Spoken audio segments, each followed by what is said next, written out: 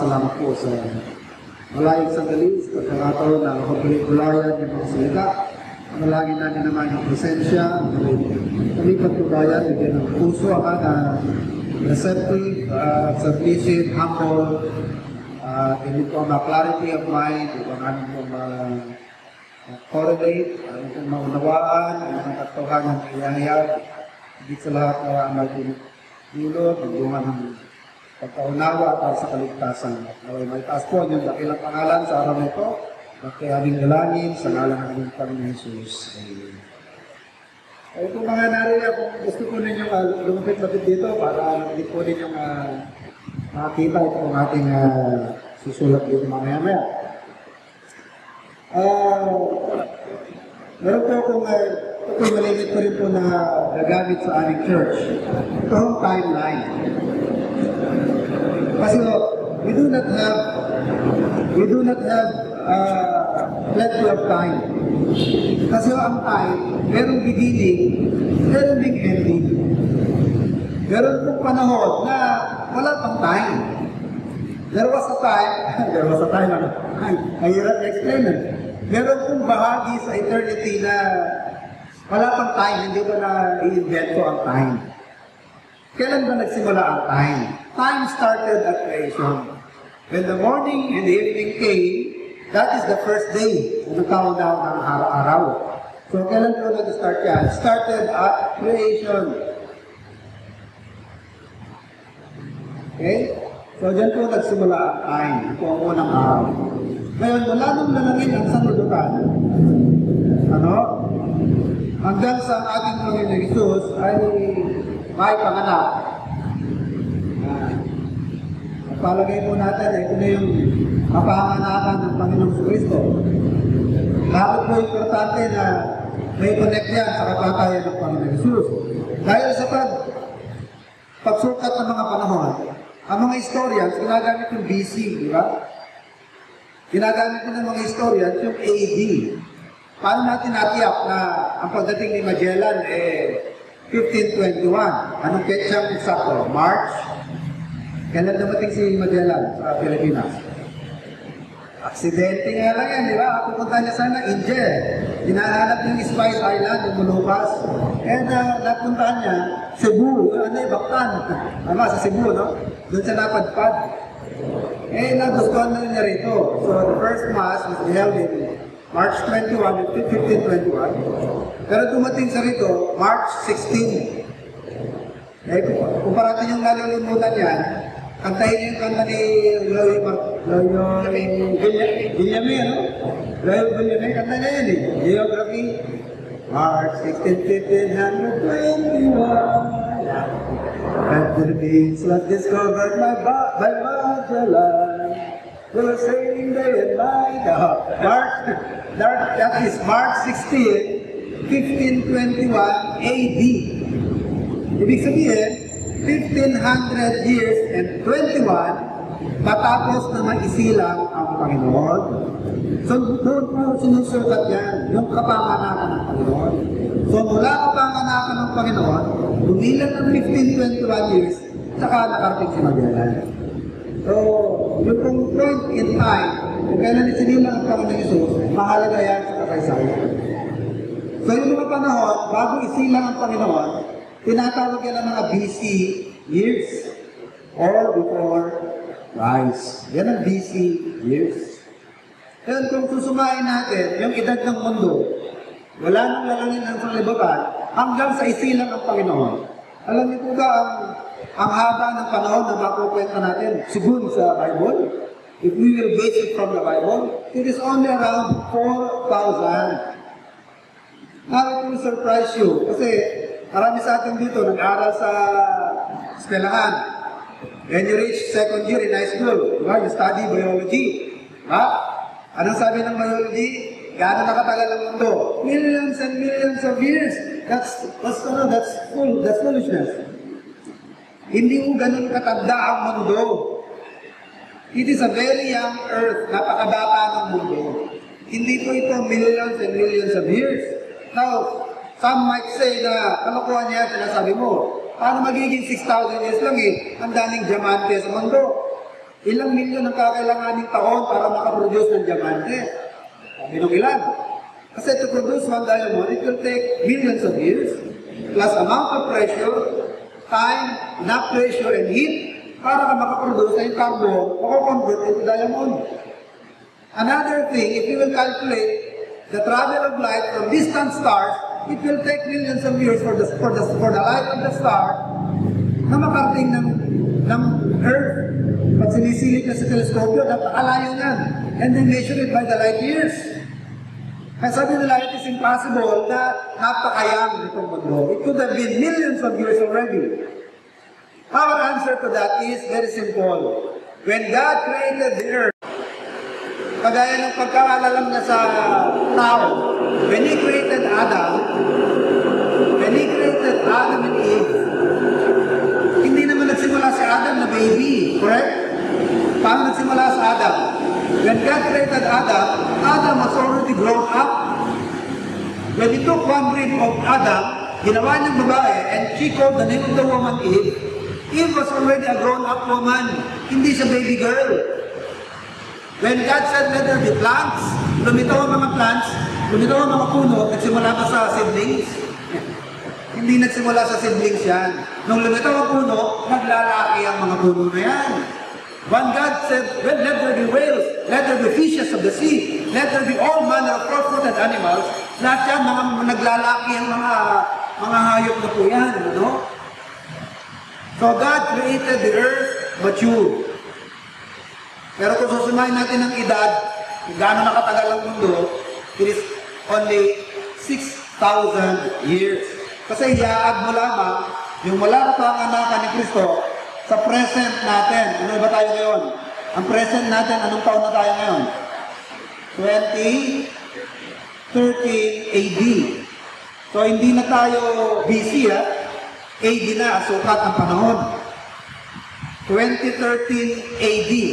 Anno Domini, or in the year of our Lord. Kailan nagsimula yan 2013? Kaya di mo kapanganakan ni Kristo. Kaya nga Jesus Christ is the center of His story. Sabi nga ng ilan, tanggalin mo yung story ng history, eh anong makikita mo? His story. Actually, the story of humanity, the history of the world is all about Christ. Christ is the center of history, and Christ is even the center of prophecy. Sa Kanya umiikot lahat ng bagay. Siya ang sentro ng lahat ng bagay. Hindi po tao ang sentro ng universe. Man is not the center of the universe. Hindi rin ang tao ang sentro ng buhay natin. Huwag kang malulungkot na bakit ako hindi masaya. Meron akong malungkot na balita sa'yo. Hindi ka na rin sa lupa para sumaya. Kaya ka natin ito para lulatin ng Panginoon at wala nang ibang dahilan. Kung sasaya ka man o lulungkot, that is immaterial. You are here for the sole purpose of glorifying God.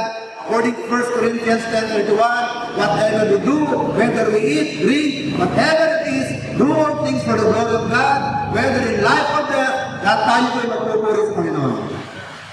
Hindi ka natin ito para sumaya, para magsaya, nor to accumulate the greatest amount of happiness. Marami pong nag-aaral para gumanda trabaho. Bakit gusto gumanda trabaho? Para gumanda sweldo. Bakit gusto maganda sweldo? Para malaki kita.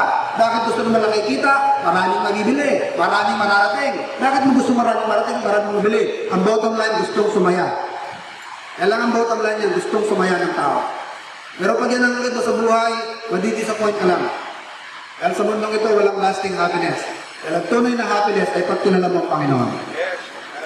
If you will search for happiness apart from Christ, you will never find it. But if you will seek to glorify God, you will soon realize na masaya pala ang buhay mo na ikaw ay nagpupuri sa Panginoon. Ecclesiastes 12:13 and 14, sabi ni Solomon, let us hear the conclusion of the whole matter. Eh, kunin mo na yung advice si Solomon. Hindi ka tatalino kay Solomon. Alam niyo man na according to the Bible, wala nang nabuhay na kasing talino ni Solomon at wala nang uling mabubuhay pa na kasing talino ni Solomon. And according to the wisest man who ever lived, and that was King Solomon, vanity of vanity, said the preacher, all is vanity. Walang kabuluhan ang walang kabuluhan. Ibig sabihin, anything under the sun is vanity. Dahil ang lahat ay naluluma, lahat ay kumukupas. Ang lakas mo, hihina. Ang magandang bahay na pinagawa mo, luluma yan. Bumili ka ng brand new sasakyan, maya-maya, gas-gas na yan. Walang bagay na hindi maluluma. Anything under the sun will soon grow old, lahat ay kukupas, lahat ay maluluma. Isa lamang hindi magbabago at yan ang Panginoon. Jesus Christ is the same yesterday, today, and forever. At kung mamamatay ka na wala ang Diyos sa buhay mo, mamamatay ka na wala si Kristo sa buhay mo, yun po ang pinakamasaklap sa lahat. Death means separation, separation from God. And you will go to eternity in hell forever and ever. According to Revelation 20:10, they shall be tormented day and night forever and ever. And by the way, without any joke, hindi ko nagjo-joke ang Bible, hell is real. Totoo po ang impyerno. Hindi natin pwedeng biro-biro na paano kung mapapaniwalaan yan. Meron na bang bumangon wala sa impyerno at nagpatotoo na meron? Hindi na po kailangan pang meron bumangon at magpatotoo. Dahil sinabi na po ng Biblia at sapat na yan. Maraming bagay na hindi mo na kailangan pang makita para mapatunayan. Totoo. Kagaya ng kaluluwa. Kailangan mo bang makita ang kaluluwa mo para maniwala ka may kaluluwa ka? Pag pinakita sa inyo Diyos yung kaluluwa mo, patay ka na nun. Gusto mo ba yan? Pag umiwalay ang kaluluwa ng tao, patay na yan. Kaya nga matitira lamang sa tao, ay ang kanyang katawan, which is but an empty shell. Parang shell. Nakakita na kayo ng suso. Di ba yung snail? Kung talagang nakatira sa suso, ay nasa loob ng shell. Yung bahay niya, yung shell niya, container na lang yun, bahay na lang yun. Yung rito nakakita na ng umang, ay naglalaro ng umang, di ba? Minsan ang umang, tumatakas yan eh. Iniiwan niya yung bahay niya. Minsan, pag nabukulitan ako sa umang, hinahatak ko yan. Hinihila ko yung umang palabas. Kaso lang, hirap na ibalik. Hindi na ibalik sa bahay yung umang. So, ang talagang nakatira ay yung kaluluwa. At itong tinitira niya, katawan lamang ito. Napag umiwalay na yung nakatira, kahit kausapin mo na kausapin ito. Operan mo ng kape, operan mo ng pagkain, bigyan mo ng bulaklak, kuro-kuro ng bulaklak, hindi na niya maaamoy yan. Dahil yung nakatira sa katawan, umalis na. Ito nagsasalitang ito, yung nakatira dito. Pag umalis na yung nakatira dito, hindi niya na ako makakausap. Hindi na po ako magre-respond. Okay? So to die without Christ is the saddest thing of all. So tutuloy po natin, wala paglalang, wala creation, to the time of Christ is 4,000 years. From the time of Christ to present is 2013 already. Now, ito isang importanteng bagay na nais kong ipabatid. Darating po ang Panginoon ang panahon na tinatawag na second coming of Christ. Bakit second coming? Kasi nagkaroon ng first. Yun lamang yun. Kailan yung first? Kailan nangyari yung first? It happened when the Lord was born in Bethlehem. Correct? Nung isinilang siya sa Bethlehem ni Mary, yan ang first coming. Pero according to the Bible, the Lord will come for the second coming. Okay? Sa second coming of Christ, may dalawang bahagi yan. Yung unang bahagi niya, tinatawag na rapture. Ano yung rapture? Ang rapture, yun yung mawawala ang maraming tao. The word rapture is from the Latin word rapere, which means caught away, aagawin. Sa isang iglap, sabi ng 1 Thessalonians, in the twinkling of an eye, at the last trump, the angels shall sound the trumpet, and all the dead in Christ shall rise first, and then we which are alive shall be taken away together to be with them with the Lord. Sabay tayong kukuhanin yung mga namatay na Kristiyano, yung mga buhay na Kristiyano, sabay-sabay yan magbabago at sasalubungin ng Panginoon sa alapaap. Ang tawag po dyan ay rapture. Ngayon, ano mangyayari sa lupa? Doon sa mga maiiwan sa lupa, ito ang magiging senaryo. Siyempre, kapag ba naman daan-daang taong nawala, ano yan? Headline yan. Tsaka ang mga nawala, hindi lang sa Pilipinas, worldwide. Kasi ang mawawala, mga Kristiyano, sila yung mararapture. Ang aksidente sa buong mundo, napakadami. Kasi kung paano yung nagmamaneho, Kristiyano, mararapture yung mawawala. Hindi wala nang hahawak sa Manila, banggayan. Eh kung paano nagkataon ng piloto ng aeroplano Kristiyano, nag-rapture, dumating si Christ sa second coming, bigla rin maglalaho yun. Paano po yung nagmamaneho ng tren? Bakit? Kahit wala nagmamaneho sa tren, pwede. Kailangan lang may taga-preno. Eh kung wala nang preno sa tren, di ba? Tatakbo naman ang tren na dire-diretso Di ba? Eh paano ko yung nagko-control dyan Kristiyano, nag-rapture din, nawala. Kaya magiging balita sa buong mundo, isa lang, napakaraming nawala. Ngayon, sino ang magpapacify? Sino magbibigay ng explanation? Walang iba, kundi tinatawag na Antichrist. Ang Antikristo. Ito pa, according to the Bible, yung mga taong hindi nakakakilala sa Panginoon, i-join si Satan sa kanyang one world government. And to control all people, lalagyan sila ng ID, yung international ID. Hindi lang ito national ID, international. And the international ID would be what? It would be 666. Pinananakarinig yan, yung 666 na yan. Diba? Mangyayari yan, ito yan, sa the Bible. We will read that in the book of Revelation. And by the way, for your information, ginagamit na ngayon yan. Lahat ng product, meron ng 666. Almost, lahat ng product. Maging itong pen, na hawak ko, may 666 na ito. Baka yung binibili yung chicheria, yung kiss, o yung bangus, may 666 na yan. Pag bumili kayo ng toothpaste, may 666 na yan. Bumili kayo ng shampoo, may 666 na yan. Paano mo malalaman ng 666? Yung barcode. Lahat ng product, may barcode yan. Alam niyo ba sinasabi kong barcode?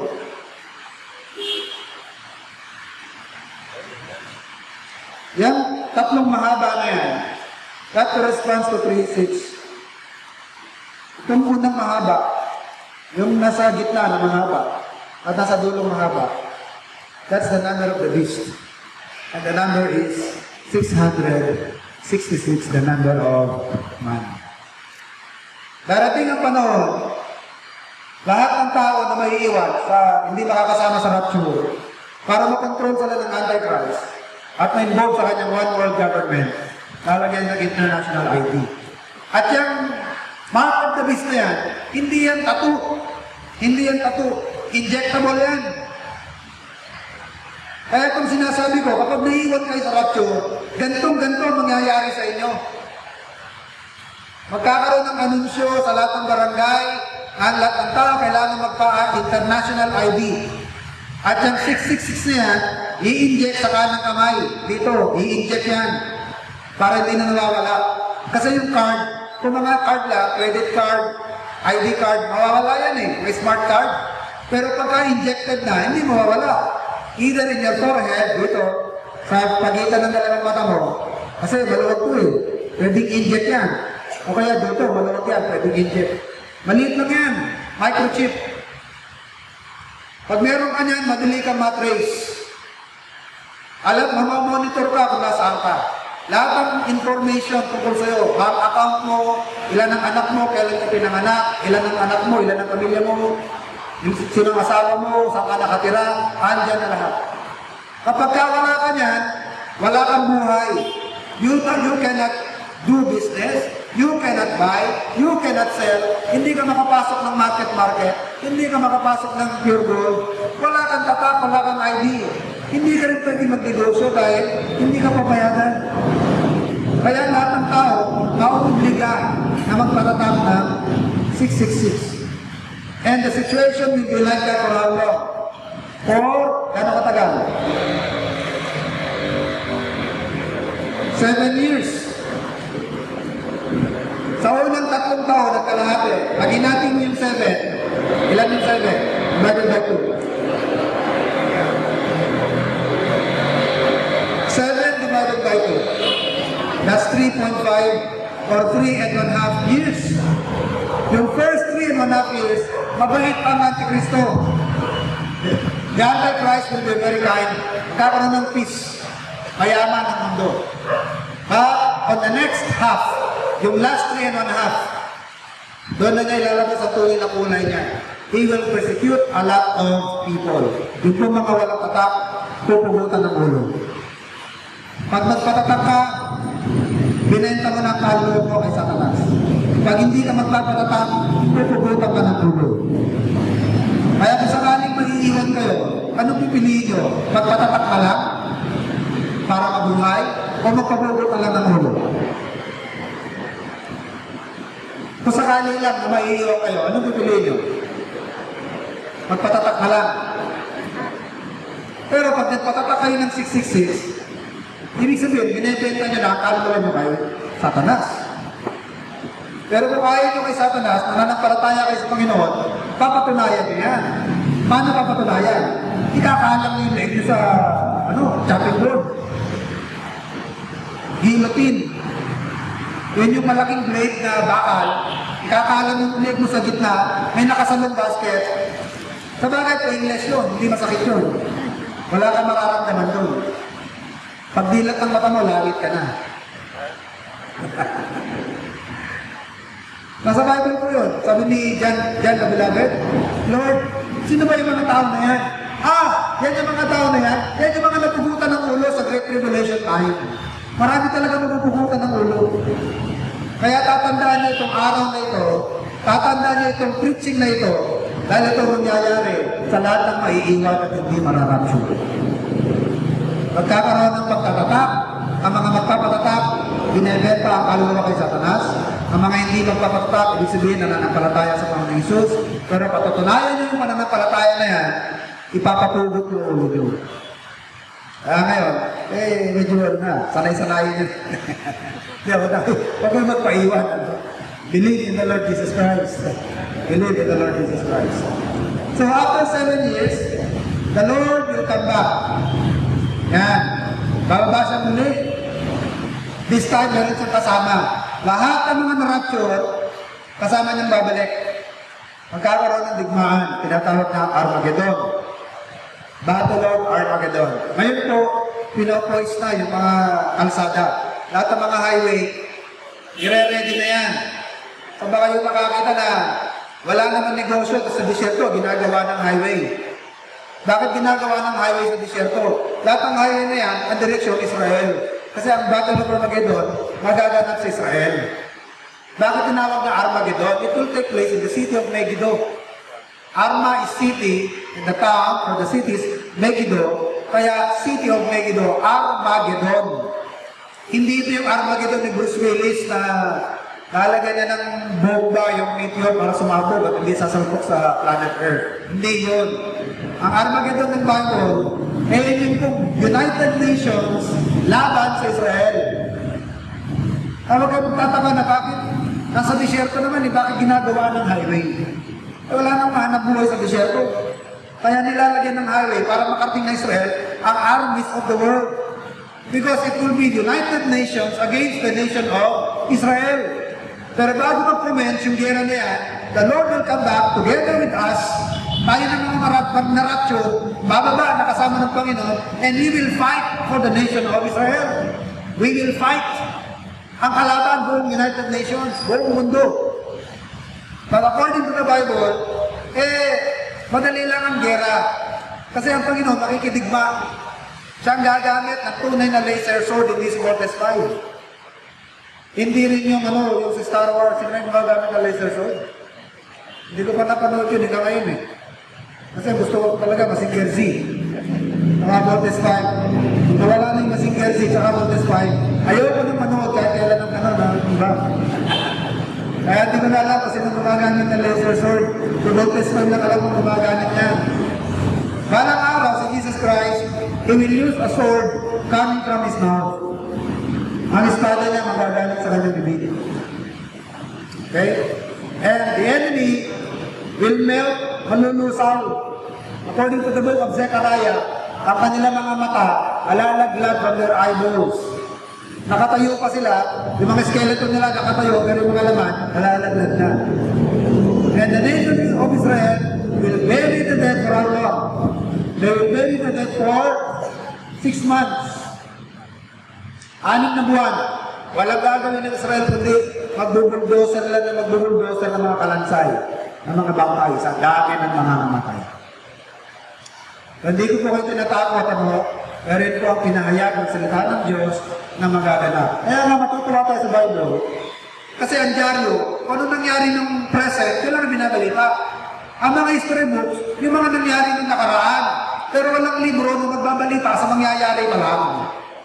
Ang maganda sa Bible, pati yung mangyayari, yung nangyari ng nakaraan, kung bakit nangyayari yung ganito ngayon sa atin, at yung magaganap pa sa future, ikinuwento na sa Bible, isinulat na, alam na po natin. So after the 7 years of tribulation, there will be a battle of Armageddon. After the battle of Armageddon, we will continue in this planet for another 1,000 years. Pagbalik ni Kristo sa lupa, magre-reign pa siya nito for another, for 1,000 years, at yung mga bababa na na-rapture, bababa mo dito, magre-reign pa tayo sa lupa for another 1,000 years. Ang tawag po dyan ay millennial reign of Christ. At ano ba itong millennial reign of Christ? Ito po yung panunungkulan ng Panginoon na wala nang ibang presidente. Isa lamang ang leader sa buong mundo, and that is Christ. And the Lord will restore Edenic condition. Ano yung Edenic condition? Kung ano yung sitwasyon sa Garden of Eden, ibabalik yun sa millennial time. Ano yan? Maamo ang hayop. Ang ahas, makikipaglaro sa bata. Ang leon, makikipaglaro sa oso at sa tupa. At ang lahat ng hayop, kakain na lamang ng damo.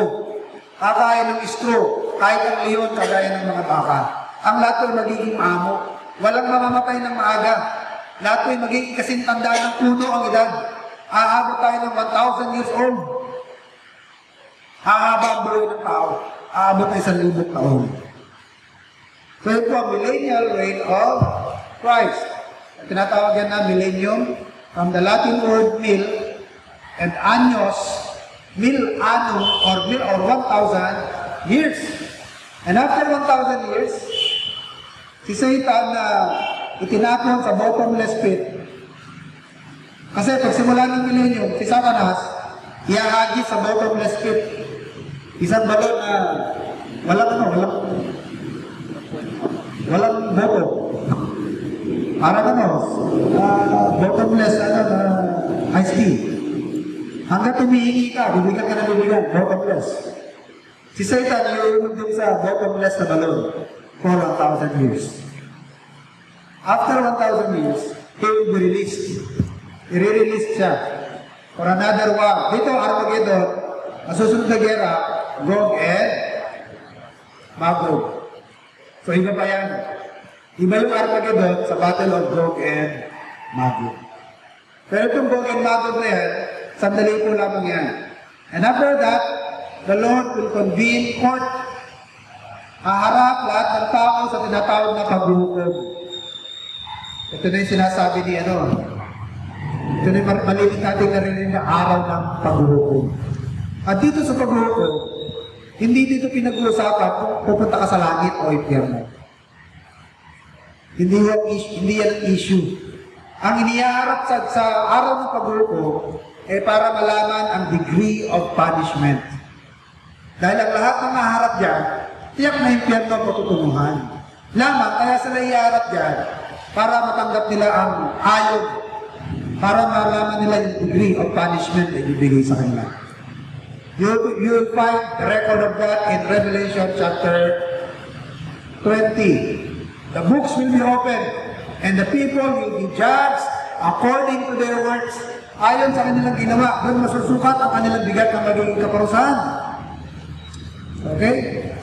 So, ang tawag dyan ay Great White Throne Judgment.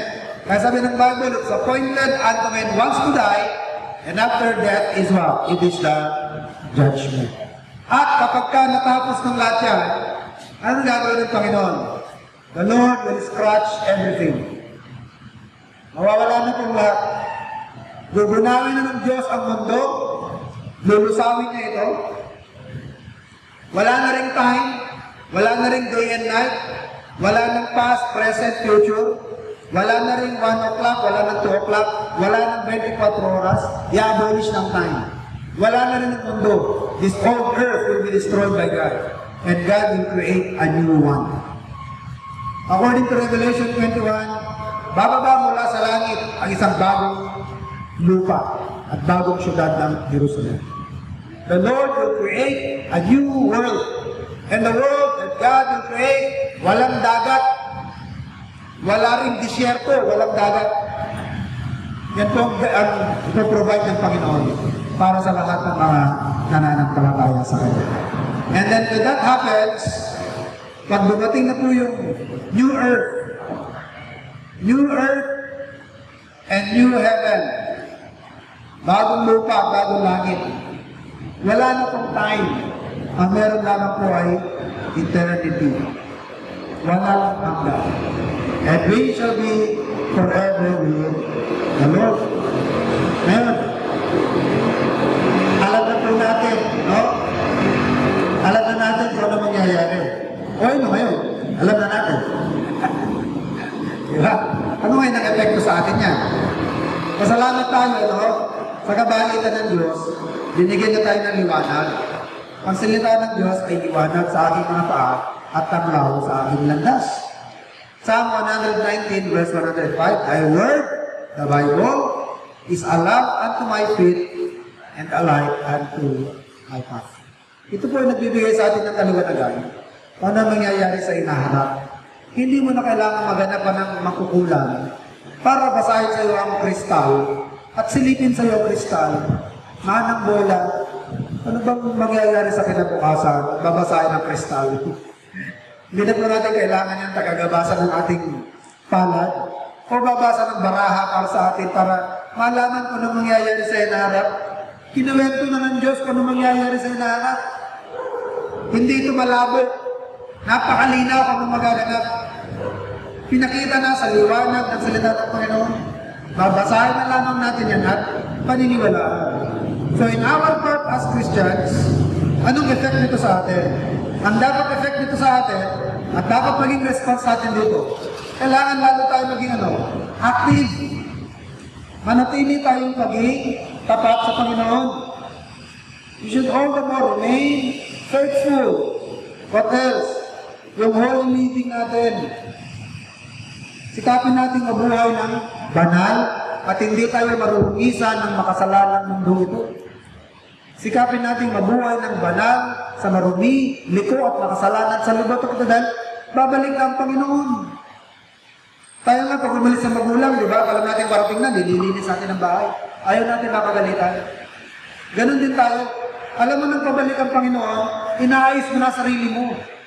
Dahil pagbalik ng Panginoon, magbibigay sulit tayo sa Kanya eh. Haharap tayo sa Kanya. Iayos natin ang ating mga buhay. Alam nga namang harap tayo na madadatnan tayo ng Panginoon, namumuhay sa kasalanan. Diba? So tayo mga Kristiyano, manatiling tapat dahil pagparating ng Panginoon. Huwag na nating pagbigyan ng mga kita ng laman, huwag na nating pagbigyan ng kasalanan sa ating buhay. Dahil counting pa nun na lang ang nalalabi. Kung baga sa larong basketball, wala nang time. Hindi na ka na pwede magpabanjing-banjing. Pag mahaba ang pang-time, first quarter pa lang, pwede ka mag-relax, nakapalamangan ka ng 15, nakalamangan ka ng 10. Mahaba panahon eh. Pero kapag ka last 2 minutes ka lang, hindi na po pwede yun. Wala ka ng chance na magbigay pa ng pagkakataon na sa kalaban mo. Diba? Pukpukan na yan. Alam niyo po ba, nasa end time sa tayo ngayon? Tayo po'y nasa mga huling araw na. Kung baga sa larong basketball, baka last 1 minute na lang tayo ngayon. Matatapos ng boxing, matatapos ng laban, babalik na ang Panginoon. Pagbalik niya, anong itsura mo na madadatnan? Madadatnan ka ba niya na ano pang natin, ano? Nakalimutan natin ang kanyang gawain. So, kung gano'n, ano? So, stay faithful and remain holy. And what else? Yung pong ating commission na iniwan ng Panginoon, ipagpatuloy po natin. Ano ba yung Great Commission? Yung bilin ng Panginoon na ihayo ang salita. Understood na yan. Taken na yan, ano? Tanggap na natin yan. Sa gawain ito, we will encounter opposition. We will encounter difficulties. Because such is the experience of all our forefathers. Sabi ng Panginoon, in this world, ye shall have tribulation. Kaya kung nagre-reklamo ka, bakit ganyan? Kung kailan naman ako nagiging concern sa kapwa, nag-share lang naman ng gospel, ako pa yung tapuputya, ako pa yung napagtatawanan, mahirap talaga maging Christian. Alam mo ba sinabi ng Panginoon, in this world you shall have tribulation, expect that, because the world hateth our Lord. And if the world hateth our Lord, they will also hate people who love the Lord. Kaya understood na yan. Kaya in our part, sa po tayo magalit, po tayo magagalit. Ang ating attitude is, mahalin ka, pray. Ang Panginoon nga, di ba? Ipinako ang Panginoon, sabi ng Panginoon, forgive them, for they know not what they do. So, ipanalangin ang mga ganang tao. Ngayon, saan naman po mga kaibigan, ano? Alam na ninyo ngayon, narinig na ninyo ang programa ng Diyos, narinig na ninyo kung ano mga plano ng Diyos na mangyayari sa inaharap. Wala akong ibang mensahe maiiwan sa inyo, kundi pag natapos ang programa ng Diyos, lahat tayo harap sa paghuhukom. Kapag hindi ka naligtas, ang paghuhukom na harapin mo, para lang tanggapin yung degree of punishment. Kumbaga, babasa ka na lang ng sentensya. Guilty ka na. Ang babasahin mo lang sa'yo kung reclusion perpetual o ilang degree Celsius ang papasukin mong lugar sa iyo. Yun lamang yun. Kaya dapat maging concern natin ngayon ay paano ko maliligtas? Ang sagot ng Bible, Isaiah 45 and verse 22. Ang dapat maging concern ninyo, paano ko maliligtas? Kaya nga si Kristo, tinatawag na tagapagligtas, diba? Diba? Bakit pa tinawag na Savior si Jesus Christ? Saan siya Savior? Bakit siya na tinawag na mananubos? Saan tayo tutubusin? Bakit siya tinawag na tagapagligtas? Saan niya tayo niligtas? Kung meron tagapagligtas, ibig sabihin meron panganib. Dahil kung walang panganib, walang saysay ang tagapagligtas, wala rin naman panganib. Pero bakit mo pinagpipilitan ng Diyos ng si Panginoon sa Kristo ay bumaba upang maging tagapagligtas? Ayan po dahil sa meron panganib na nag-aatay sa tao at yan po ang kapahamakan sa impyerno. Kailan magaganap yan? When God's plan for the ages is over. Kapag natapos na yung programa ng Diyos, diyan mangyayari yan. Diyan mangyayari yung pagbunod sa impyerno. Kaya kung ako kayo, ang aking magiging concern ngayon, paano ako maliligtas? Paano ako makakatakas at hindi haharap sa paglutok na yan? Huwag mo ipagmalaki na hindi ka masyadong masama. Dahil kahit sabihin mo hindi ka masyadong masama, nakagawa ka pa rin ng kasalanan. Tanong, ilang kasalanan ang kailangan? Ang kakailanganin mo para hindi ka tanggapin ng Diyos? Isa lang eh. Diba si Adan? Ilan ang kasalanan ang nagawa ni Adan at naging sapat na yan para palayasin ka sa harapan ng Diyos? Isa lang. Pagsuway. Kinaya niya yung pinagbabawal ng utas. Isang kasalanan lang yan. Sapat na. Kasi palayasin sa presensya ng Diyos. Tanong ko ngayon sa'yo, ilan na nagawa mong kasalanan? Hindi na mabilang yan. Huwag mo nang isama yung kasalanan sa isip. Huwag mo nang isali yung kasalanan sa bibig. Yung mga nagawa mo na lang na mali. Hindi mo na mabilang yan. Pero sa harapan ng Diyos, yung kasalanan sa isip at kasalanan sa bibig, kasalanan pa rin yan. Sa ganyan pamantayan ng Diyos, wala talaga magiging katanggap-tanggap sa kanyang presensya. Kaya tayong lahat ay nangangailangan ng tagapagligtas. At walang ibang pwede magligtas sa atin sa kasalanan, kundi ang Panginoong Jesucristo. Sabi ng Biblia, for God so loved the world, He gave His only begotten Son. And that is the Lord Jesus Christ who died on the cross of Calvary to pay for the sins of men. Kaya kung nagnanais mong maligtas, dinggin mo ang panawagan ng Diyos. Ang panawagan ng Diyos tayo ay magsipagsisi sa ating mga kasalanan at magpasakop, kilalanin ang kanyang buktong anak, ang Panginoong Kristo, bilang inyong Panginoon at tagapagligtas. Dahil wala nang ibang solusyon, wala nang ibang masasabi, at wala nang ibang nalalaman, dahil yan lamang itinuturo ng Biblia. Walang maniligtas sa penitensya, walang maniligtas sa prayer for the dead, walang maniligtas sa binyag, walang maniligtas sa bautismo, hindi ka kayang iligtas ang pare, hindi ka kayang iligtas ang pastor, hindi ka kayang iligtas ang papa. Dahil lahat yan, pare-pareho ang kasalanan yan, dahil pare-pareho ang tao yan. Walang ibang pwedeng magligtas sa atin kundi ang Diyos din mismo. Kaya nga sinugo niya kanyang buktong anak. Bakit ba kailangan magkatawang tao ang Panginoon?